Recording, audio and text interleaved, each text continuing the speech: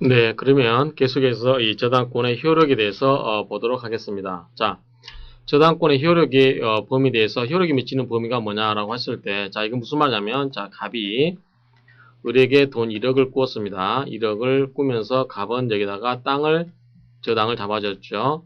그럴 경우에 나중에 이 사람이 이 땅으로 변제받을 수 있는 범위가 어디까지냐라고 하는 거죠. 그렇죠? 이 땅으로 나중에 권리를 행사해서 보상받을 수 있는 범위가 어디까지냐라고 했을 때 당연히 원본은 들어가겠죠. 그렇죠? 이 1억은 들어가겠죠. 플러스 뭐는 들어갈까요? 이자도 들어갑니다. 그렇죠? 이자도 들어야 된다. 그래서 이자도 여기에 들어가고 그 다음에 위약금도 여기에 들어갈 수 있는데 이제 약정을 해야 되겠죠. 약정을 해서 여기에 들어가고 저당권 실행 비용 이거는 이제 저당권을 나중에 집을 경매받을 때 그 저당권을 실행하는 비용이 들어갈 텐데 그 비용도 여기에 들어간다고 할 수 있죠. 땅을 팔아가지고 아니 땅을 경매받아가지고 그 받은 돈으로 다 해결할 수 있는 범위입니다.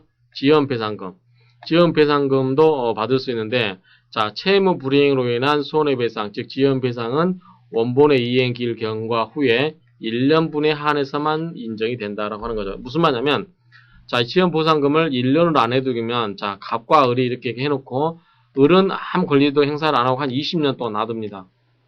그렇죠? 아니면 좋습니다. 10년을 놔뒀습니다. 그러면 이자가 눈덩이처럼 불어나죠. 그럴 경우에 여기에 대해서 갖고 있는 다른 채권자가 있죠. 이 채권자를 해하게 되죠. 왜냐하면 이 사람이 저당권을 대기 때문에 저당권자에게 먼저 돈이 우선 변제가 되기 때문에 그 사람에게 뭐 많이 가는 거죠. 그래서 이 사람이 을이 돈을 못 갚을 것 같으면 갑이 좀 일찍 뭐 1년이 됐든 2년이 됐든 좀 재촉해서 돈을 받거나 만약에 갚지 않으면 이 사람이 경매를 해서 여기서 돈을 변제받고 나머지가 떡고물이 있겠죠. 이거를 다른 사람들이 받아갈 수 있도록 해야 되는데 그 사람이 그냥 자기는 1순위니까 자기는 최고 우선순위니까 그냥 내버려 둡니다. 금액이 커질 때까지. 그렇죠? 이럴 경우에 이것을 방지하기 위해서 제3자가 피해를 볼 수 있기 때문에 지연 손해에 대해서는 뭐다? 지연 배상금에 대해서는 1년분만 인정한다는 거죠. 그래서 1년분이 지난 거에 대해서는 이 사람이 가져갈 수 없다. 변제를 받을 수가 없다라고 이렇게 이해하시면 됩니다. 자, 방금 설명드린 것처럼 지연 배상금을 1년분 한 것은 후순위 권리자 기타 제3자를 보호하기 위한 것이다. 따라서 후순위 권리자라든가 일반 채권자가 없을 때는 당연히 뭡니까? 다 1년이 초과한 거에 대해서도 1년 초과한 지연 배상금도 우선 변제를 받을 수가 있습니다. 근데 이 근저당에서는 최고액을 초과하지 않는 한 1년분을 초과한 지연 배상도 모두가 받는다. 왜? 근저당에서는 뭡니까? 최고 한도가 정해져 있기 때문에 여기서 들쭉날쭉 해도 이 금액에 포함에 이자가 포함되어 있어도 이 범위를 초과하지 않으면 뭡니까? 이게 1년이 됐든 2년이 됐든 상관이 없죠. 왜? 1월 1일 날 계약을 해서 6월 30일까지 해서 이 금액이 들쭉날쭉 하니까 이게 새롭게 얼마든지 바뀌더라도 제3자는 이 천장만 알고 있기 때문에 천장의 이 상한선을 알고 있기 때문에 그 이상은 효력이 없기 때문에 여기까지는 다 누구나 예측이 하는 거죠. 그래서 이 안에서 이게 변동이 되더라도 그다지 그렇게 다른 제3자 채권자들에게 이 문제가 될 게 없겠죠. 그래서 이런 경우는 1년분을 초과한 경우에도 문제가 될 건 없다라고 하는 거죠. 그래서 근저당의 경우는 이것이 인정이 되지 않는다. 그 다음에 위약금, 손해배상 예정금 이런 것들은 등기한 때는 등기된 금액만큼 우선 변제를 받게 한다라고 하는 거죠. 그런데 자, 피담보 채권에서 빠지는 게 있습니다. 어떤 게 있냐면 저당권의 보존 비용은 포함이 되지 않습니다. 그 다음에 근저당에서는 채권 최고액을 기재하게 되면 기재함으로써 이자와 위약금은 별도의 등기 대상이 아니다라는 거. 피담보 채권은 범위에 포함이 되지만 일단 등기 대상은 아니라는 거. 이런 점을 주의하시고 그 다음에 경락대금의 부족으로 전액 만족을 얻을 수 없는 경우 저당권 실행 비용이 그중 우선한다. 그래서 저당권 실행 비용을 먼저 계산하고 그 다음에 나머지가 채권자에게 분배되겠죠. 그래서 저당권 실행 경매 비용이라는 것은 누가 결국은 관여합니까? 국가기관이 관여하죠. 법원이. 그렇기 때문에 자기들이 경매를 하게 해줌으로써 여러 가지 들어가는 비용들, 그런 비용들은 우선적으로 받는다라고 이렇게 이해하시기 바랍니다. 그렇게 해야만 다른 채권자들이 변제를 받을 수가 있겠죠. 그 다음에 목적물에 관련해서 부합물과 종물은 어떻게 되냐고 했을 때, 자, 이것이 설정 전후를 불문하고 미친다. 무슨 말이냐면, 자, 이 땅에서, 아니면 이 건물에 대해서 이렇게 등기를 했습니다. 저당 등기를 했어요. 집에 대해서. 그럴 경우에 이 집에다가 무슨 지붕을 고친다든지 뭐 여러 가지 이렇게 이 집에다 뭔가를 부착을 한다든지 그럴 경우에 요것이 자 등기가 1월 1일 날 했다. 그럴 경우에 부착한 것이 3월 1일 날 했다. 그런 경우에도 등기 후에 부착됐다 할지라도 역시 이 종물에도 미친다라고 하는 거죠. 그래서 전후를 불문한다고 하는 거죠. 전에 붙인 거 등기 전에 12월 30일 날 붙인 거는 당연히 인정이 되지만 등기가 1월 1일 날 했을 경우에 그 뒤에 부착한 물건에 대해서조차도 이 저당권의 효력이 미치도록 하는 것은 뭡니까? 결국은 이것을 인정하게 되면 뭡니까? 굉장히 논쟁이 되겠죠. 저당권과 저당권자와 이 물건을 붙인 사람들 간에 자, 날짜를 가지고 싸우겠죠. 그래서 그러한 경우에 이 혼란을 막기 위해서 그런 것이다라고 이렇게 이해하시기 바랍니다. 그래서 저당권 설정 전후를 불문하고 저당권의 효력은 미친다. 이야기했고요. 그 다음에 건물에 대한 저당권의 효력은 그 대지에 대한 지상권, 임차권에도 미친다. 이게 무슨 말이냐면, 자, 이 건물이 있죠. 이 건물이 있으면 이 건물은 그냥 있습니까? 공중에 있는 건 아니죠. 이 땅에 있죠. 그렇죠? 땅에 있을 때 이 건물에 관해서 저당권이 미칠 때는 자, 이 건물은 있으려면 이 땅에 대한 뭐가 있어야 됩니까? 지상권이 있어야 되겠죠. 이 땅을 쓸 수 있는 지상권이 있어야 되겠죠. 그래서 이 땅에 대한 권리가 아니라 이 땅 위에서 건물을 사용할 수 있는 권리, 이 지상권에도 저당권의 효력이 미쳐야 된다라고 하겠죠. 만약에 이걸 인정하지 않으면 건물에 관한 저당권만 인정이 되면 이것만 권리를 이전받은 사람은 지상권이 없겠죠. 그러면 이 건물이 뭡니까? 철거돼야 될 운명이겠죠. 건물은 지상권이 있어야만 철거되지 않겠죠. 그런 경우에 이 건물의 저당권자를 보호하기 위해서 역시 건물이 존재하게 되는 그 지상권도 역시 저당권의 효력이 미치는 것으로 본다라고 이렇게 이해하시면 됩니다. 그래서 지상권이라든가 임차권에도 역시 미친다라고 이해하시기 바랍니다. 자, 타인 토지 위에 건물을 경락받은 자는 그 대지에 대한 지상권, 임차권도 승계하게 된다. 같은 이야기고요. 예외로서 이제 인정이 안 되는 거, 효력이 미치지 아니한 경우가 있습니다. 그건 어떤 경우냐면 당사자 간에서 다른 약정을 하는 경우입니다. 그래서 이 건물에 현재 이게 있는데 이 건물에 부착된 이 물건에 대해서는 저당권의 효력이 미치지 않기로 하자라고 한 경우, 이렇게 다른 약정을 한 경우, 그 다음에 이것이 분리됐죠. 이 건물하고 분리되면 당연히 이제 이거하고 아무 관계가 없죠. 집과. 그래서 이런 경우는 분리된 경우, 그래서 공시작용이 미치는 한도에서만 미치기 때문에 여기서 건물에서 떨어져 나오면 이거는 공시가 미치지 않겠죠. 그 다음에 권한에 의해서 부착한 경우, 그래서 뭔가 이 사람들이 이 지상권자라든가 전세권자, 임차인 등이 이 권한에 의해서 붙인 경우는 이거를 뭡니까? 나중에 이 권한자, 지상권자라든가 전세권자, 임차인 등이 뭡니까? 이 물건을 떼어갈 수 있도록 해줘야 되겠죠. 그렇기 때문에 그러한 경우는 저당권의 효력이 미치지 아니한다라고 하는 거죠. 다만 이 권한에 의한 부합물이라 할지라도 독립성이 없거나 건물의 구성 부분인 경우는 저당권의 효력이 미친다라고 하는 거죠. 자, 그런 경우 과실에는 어떻게 하냐? 천연 과실, 법정 과실. 근데 자, 은행에서 여러분들이 집에 대해서 이렇게 저당을 잡았습니다. 그렇죠? 여러분들 집을 사면서 은행에 담보를 빌렸죠? 근데 이 은행의 집에 뭐가 있었냐면 감나무가 있습니다. 감이 열렸어요. 또 여기에 사과나무가 있습니다.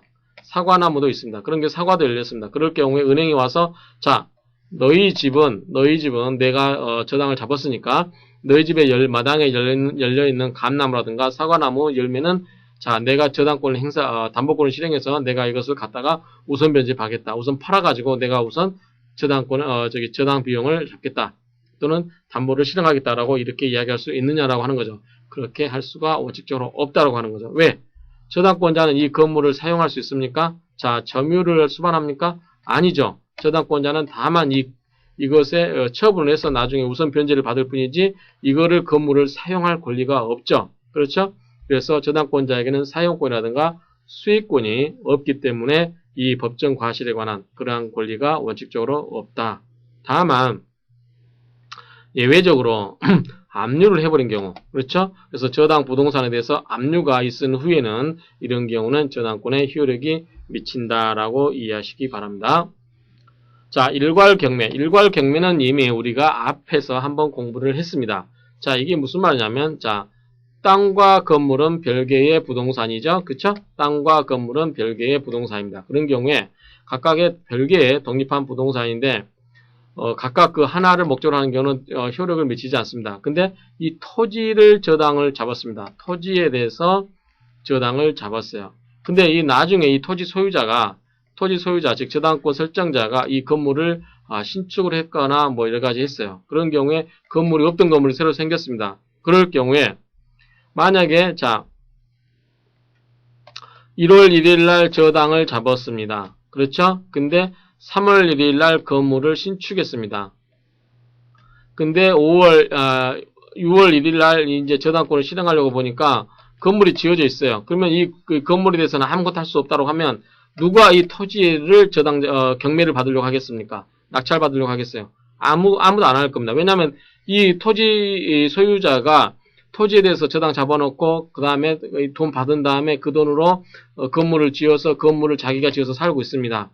그러면 이 토지만 아무도 낙찰을 받으려고 하지 않을 겁니다. 그렇죠? 그렇기 때문에 이러한 경우에 이 저당권자를 보호하기 위해서 저당권 설정 후에 이 축조한 건물은 뭡니까? 같이 싸잡아서 한꺼번에 이것을 일괄해서 경매를 신청하게 됩니다. 그런 경우에 낙찰 받은 사람이 이제 이거에서 하게 되는데 다만 이 건물에 관해서 뭡니까? 건물 가격도 있겠죠? 예컨대 토지가 1억이고 건물이 1억이다. 그런 경우는 이 1억에 대해서는 뭐다? 우선 변제를 받지는 못한다라고 하는 거죠. 아시겠죠? 그래서 그런 이유가 낙찰을 아무도 받지 않으려고 하기 때문에 그러한 것을 고려해 가지고 경매를 일괄해서 신청할 수 있도록 하되 다만 저당권자는 그 땅에 대해서만 권리를 갖는 거기 때문에 건물에 대해서 낙찰받은 건물에서 낙찰 대금 중에 그 건물분에 대해서는 우선 변제를 할 수가 없다라고 하는 거죠. 그래서 자 이것은 나중에 이 토지 소유자가 엉뚱한 짓을 하는 것을 맡길 수도 있는 거죠. 그렇죠? 만약에 이거 경매를 할 수 없다고 하면 토지 소유자는 자기 땅에 대해서 저당 잡아놓고 이 건물 새로 지어서 평생 살려고 할 겁니다. 그러면 아무도 이 토지에서 달라들려고 하지 않겠죠. 자, 이거는 뭐냐면 설정 당시에 뭐냐면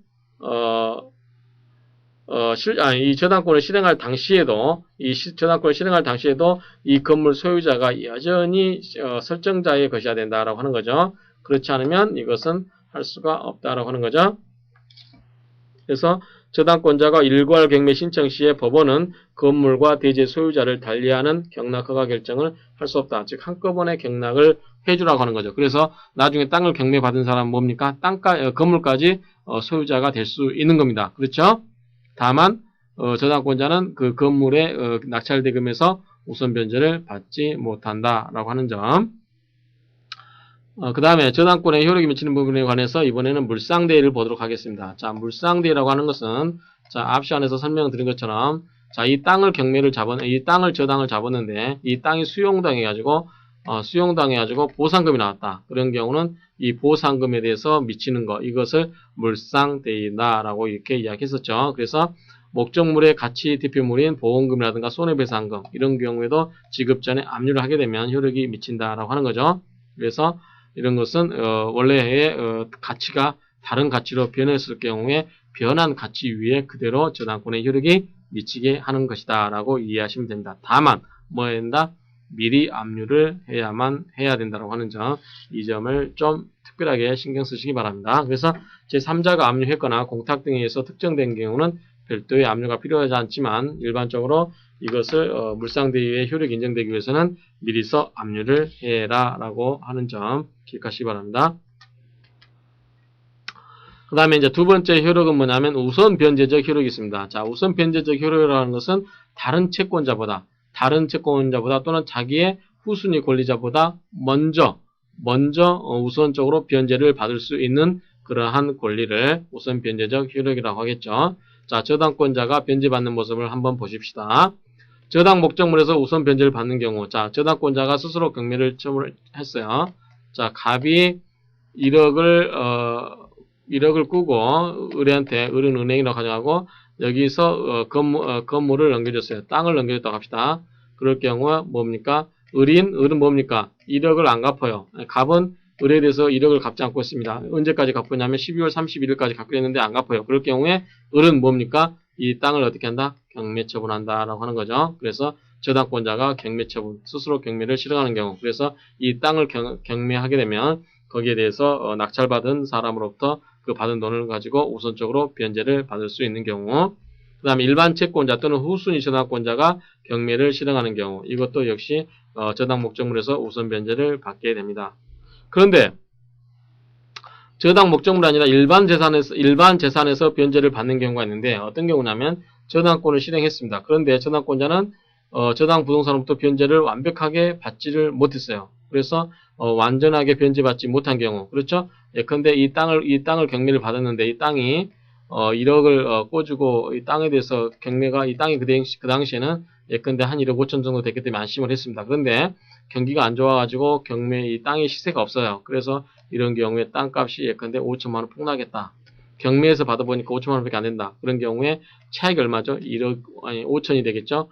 이 5천만 원에 대해서는 어떻게 한다? 일반 채권으로 돌려서 변제를 받는다라고 하는 거죠. 그래서 이럴 경우는 채무 명의가 필요하다고 하는 것은 강제 집행하기 위해서 이 채무 명의가 필요한데, 이런 경우는 뭡니까? 가서 무조건 남의 재산에 대해서 하는 게 아니라 자기가 못 받은 5천만 원 어떻게 해야 됩니까? 그 채무자한테 가서 네 다른 재산이 있으면 내놔라고 해서 압류를 해서 소송을 통해서 판결을 받아가지고 집행명령을 받아가지고, 즉 채무 명의를 받아가지고 다시 집행을 하겠죠. 그 다음에 일반 재산에서 변제받는 경우, 자, 갑이 을에게 이 땅을 저당을 잡았습니다. 왜냐하면 을이 이력을 꿔줬기 때문에 그렇죠. 근데 자, 을은 복잡해. 저당권을 실행하려고 하니까 나중에서 경매도 신청해야 되고 법원에도 나가야 되고 복잡합니다. 그래서 이런 경우에 갑이 다른 은행에 예금이 있습니다. 예금 5억이 예컨대 2억이 있다고 가정합시다. 2억이 있다고 했을 때 이 을은 은행이잖아요. 그냥 이 갑의 은행 예금 2억에서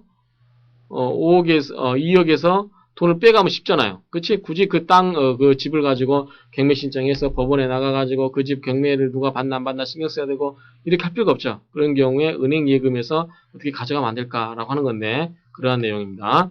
자, 저당권자가 저당권을 실행하지 않고, 을이 저당권을 실행하지 않고 채무 명의를 얻어서 채무자 일반 재산에 대해서 강제 집행하는 경우에는 일반 채권자는 먼저 저당 부동산을 경매해서 그 대가로 변제받지 못한 부분에 관해서만 일반 재산으로부터 변제를 받으라고 하는 이의 신청을 할 수 있다. 딱 이래서 이런 경우는, 야, 너는 나의 부동산을 가지고 내 부동산을 보고 1억을 꿔준 거 아니냐? 그런데 왜 내 예금을 가지고 그렇게 군심을 흘리느냐? 그래서 이거 하지 말고 네가 원래 목적대로 저당을 잡았기 때문에 저당권을 실행을 통하든 어찌됐든 내 부동산을 통해서 먼저 1억을 받아라 라고 이렇게 할 수 있다라는 얘기입니다. 자, 그 다음 저당 부동산보다 먼저 다른 재산의 대가를 배당하는 경우에는 저당권자는 그 지위에서 채권액 전액을 가지고, 따라서 만약에 이 사람이 여러 가지 다른 걸 한다든지 그럴 경우는 이 을은 뭐냐면 이 저당 목적물을 잠시 놔두고 여기에 대해서 1억을 가지고 참여할 수 있다라고 하는 겁니다. 그런 경우는 채무 명의가 불필요하다라고 하는 거죠. 왜냐하면 남의 배당잔치에 참가하는 거기 때문에 그렇습니다. 그러나 일반 채권자는 다른 저당권자에게 그에게 배당될 금액을 뭐랄 것을 공탁할 것을 청구를 할 수 있다라고 하죠. 왜냐하면 자기 재산이 없어질 수도 있겠죠. 그래서 이 사람이 이 을은 뭐냐면 이 사람에 대해서 나머지 돈도 가져가고 또 나중에 부동산은 경매를 해서 또 돈을 받고 이렇게 해서 이중으로 받을 수가 있기 때문에 이 사람이 받은 돈은 나중에 이 사람한테 못 받을 경우에 한해서 받아야 되기 때문에 이 돈을 어떻게 해라? 공탁을 시켜놓는다라고 하는 겁니다. 그 다음에 저당권자의 우선적 지위에 대해서 언제나 일반 채권자에 대해서는 언제나 우선하죠. 그래서 저당권자는 항상 일반 채권자보다는 우선하다는 거. 그 다음에 전세권자와 최우순위 저당권과의 전세권자와는 최우선순위의 이 저당권과의 설정 등기에서 그 선후 어느 게 먼저 이루어졌느냐 등기의 선을 갖고 이렇게 이야기를 한다라고 이렇게 이해하시면 됩니다. 자, 이 부분은 제가 그림을 가지고 설명을 하겠습니다. 자, 주택임대차보호법상의 대항력. 대항력과 확정일자 이건데, 자 우선 이걸 가지고 여러분들이 혹시 주택임대차보호법 내용을 모르신 분들이 계시기 때문에 제가 좀 설명을 좀 자세하게 해드리도록 하겠습니다. 자, 뭐냐면 갑이 소유자입니다. 이 집의 소유자입니다. 을이 임차인입니다. 얼마를 줬냐면 1억을 주었습니다. 임차 보증금으로 1억을 주고 여기서 들어와서 삽니다. 그렇죠? 살 경우에 을이 여기 이 집에서 세를 얻어서 살고 있습니다. 얼마에? 1억에 살고 있었습니다. 그렇죠? 그러면 이렇게 계약서를 쓰죠. 계약서를 씁니다. 그러면 이 갑은 이것을 병한테 팔 수 있을까요? 네, 팔 수 있습니다. 병은 이것을 팔 수 있습니다. 그럴 경우에 병이 이 집에 대해서 사가지고 야, 을, 내가 집 갑으로부터 새로 샀으니까 너 나가라고 하면 을은 뭡니까? 무슨 소리야? 나는 주택임대차 보호법에 의해서 보호받고 있거든. 어떻게? 자, 이 집에 대해서 인도를 받았습니다. 그렇죠? 이 집에 들어가서 인도를 받고, 자, 집 인도와 뭘 했습니까? 전입신고, 주민등록상에 전입신고를 했습니다. 그럼 뭡니까? 그 이 길부터, 그 다음날부터 뭘 가진다? 대항력을 갖습니다. 대항력을 갖는다라고 하는 것은 집 주인에게 대항력을 갖는다고 하는 거죠. 그래서 임차보증금 1억, 임차보증금 1억을 주기 전까지는 나는 안 나가겠다. 라고 이렇게 대항할 수 있고, 또 주인이 바뀌더라도 이 소유자가 갑에서 병으로 바뀐다 할지라도 병이 와서 너 나가 해도 무슨 소리야. 나는 계약기간, 즉 계약기간까지는 나는 버팅길 수가 있어. 그래서 계약기간 내에 네가 나한테 돈을 주고 가. 돈을 줘야만 내가 나갈 수 있어. 그런 거죠. 따라서 병은 이 사람부터 살 때 뭘 뺍니까? 이 돈을 빼는 거죠. 보증금 1억을 빼고 나머지 돈을 주고 소유권을 넘겨받는 거죠. 자, 그것이 바로 대항력입니다. 그러면 자, 이 대항력 갖추고 그 다음에 자, 전세계약서 또는 임대차 계약서에다가 뭘 썼습니까? 여기다가 확정일자 도장을 받습니다. 그래서 예컨대 등기소라든가 또 뭐가 있죠? 동사무소 가서 600원이 가지고 확정일자를 받습니다. 자, 그러면 이건 뭐과 같다는 동일한 효력이 있다고 그랬죠? 자, 이거는 원래 채권입니다. 임대차는 채권인데 이거는 확정일자를 받아두면 뭐과 같다? 등기와 같다라고 이야기를 했습니다. 그렇죠? 자, 그러면 이 대항력과 확정일자 두 개를 다 갖췄을 때, 즉 대항력과 확정일자를 두 개를 다 갖추면 우선 변제권이 있다라고 하는 거죠. 그렇죠? 자, 우선 변제권이 뭐냐면, 자, 우선 변제권이라고 하는 것은 후순위 권리자라든가 기타 채권자보다 우선해서 이 보증금을 변제받을 권리가 있다라고 하는 거죠. 그렇죠? 근데 이 집에 대해서 나중에 이제 저당권과의 관계가, 지금 우리가 저당권을 배우고 있으니까 저당권과의 관계가 문제됩니다. 그래서 전입신고일과 저당권 설정일이 같은 경우, 자, 우리가 이 전입신고는 뭐냐면, 이 길날 효력이 발생한다고 그랬죠. 그래서 전입신고일이 1월 1일이라고 하면 효력은 언제부터? 1월 1일이 지난 1월 2일 0시부터입니다. 0시. 그 다음날 0시부터니까 1월 2일 0시부터 효력이 발생합니다. 따라서 1월 1일은 효력이 발생하지 않는 거죠. 그 다음 이 길부터 효력이 발생하기 때문에. 따라서 자, 이때는 이 대항력을 갖추지 못한 게 되는 거죠. 그래서 이 전입신고일과 저당권 설정일이 등기일이 같은 경우는 저당권이 우선하는 거죠. 그렇죠? 왜냐하면 이미 여기서 그 다음 0시부터 효력이 있는 거기 때문에 대항력권을 갖추지 못한 거죠. 그 다음에 전입신고 효력일, 신고 이길과 저당권 설정일이 같은 경우, 이런 경우는 뭐냐면 임대차가 우선한다. 왜? 전입신고 효력일이 뭡니까? 그날 0시죠. 그렇죠? 근데 저당권 설정 등기일은 뭡니까? 법원이 몇 시에 문 연다고 생각하면 됩니까? 9시 문 엽니다. 9시 문 연다고 하면 9시 넘어서 등기가 되는 거죠. 그렇죠? 따라서 이런 건 등기일이 9시 넘어서 이루어지기 때문에 0시, 9시. 누가? 시간적으로 누가 우선한다? 전입신고를 한 사람이, 이게 주택 임차인이 더 우선한다. 따라서 임차인이 우선 변제를 받는다라고 하는 거죠.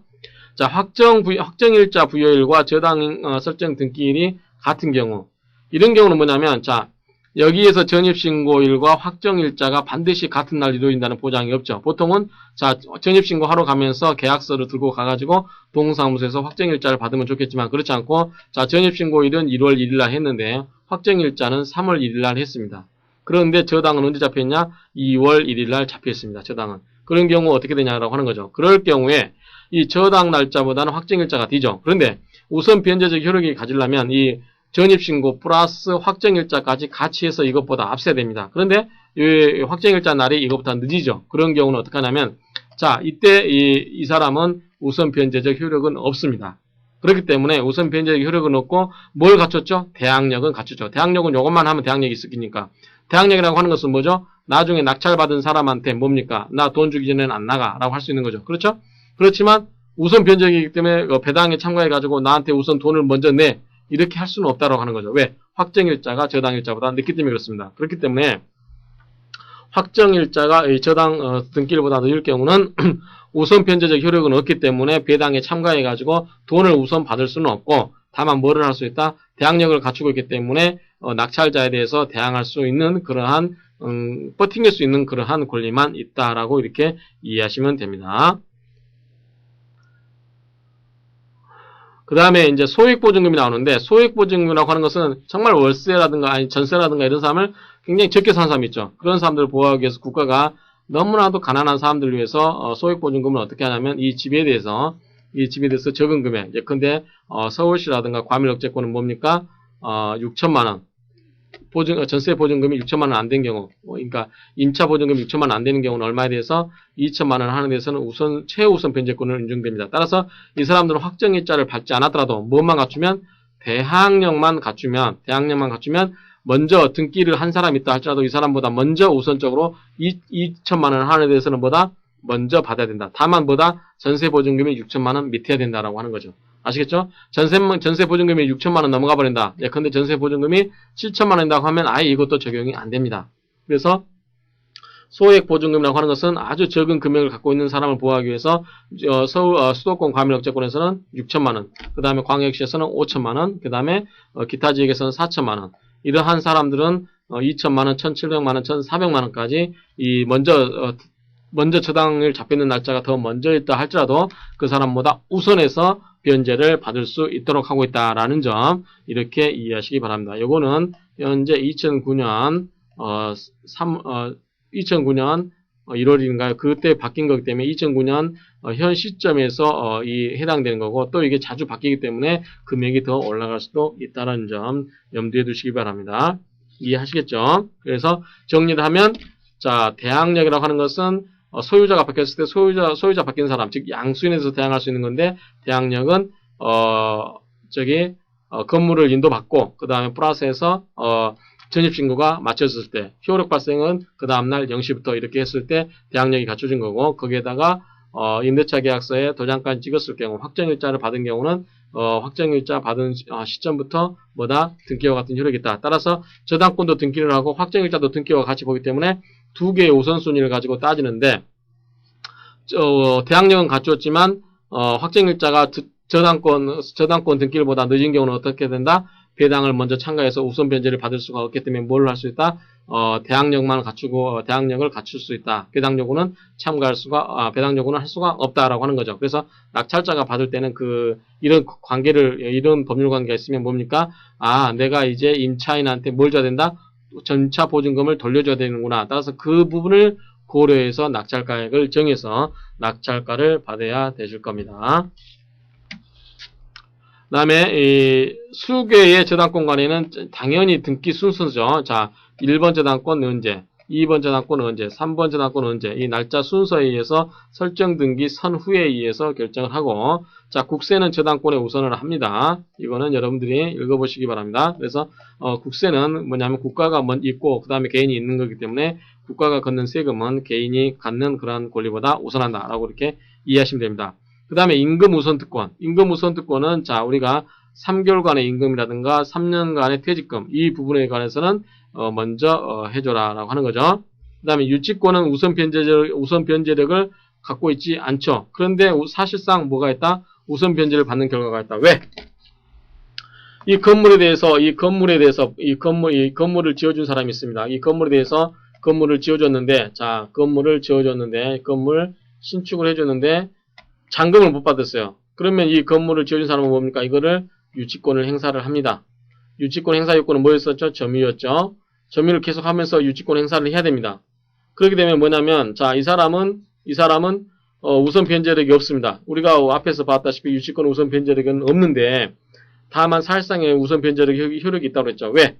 이 사람은 돈을 내줄 때까지 뭐 할 수 있다? 점유를 할 수 있다. 따라서 경락을 받은 사람이 이 집을 쓰려고 하면 이 사람을 내보내야 돼요. 내보내야 되는데 이 사람은 정당하게 그 물건을 점유할 권리가 있죠. 따라서 일방적으로 내쫓을 수가 없죠. 그래서 이 사람한테 뭐를 줘야 돼요? 그 사람이 갖고 있는 권리금을 줘야 되겠죠. 그 수선비용이라든가 그 부분을 줘야만 됩니다. 따라서 실질적으로 우선 변제적인 효력은 없지만 실질적으로 그 돈을 받을 때까지는 내가 그 물건을 계속해서 점유할 수가 있기 때문에 사실상으로 우선적으로 변제를 받는 것과 동일한 효력이 있는 것이다 라고 이렇게 이해하시면 됩니다. 그러면 자, 저당권의 효력에 관한 일반적인 내용을 봤고요. 조금 더 쉬었다가 저당권의 효력에 대해서 계속 보도록 하겠습니다.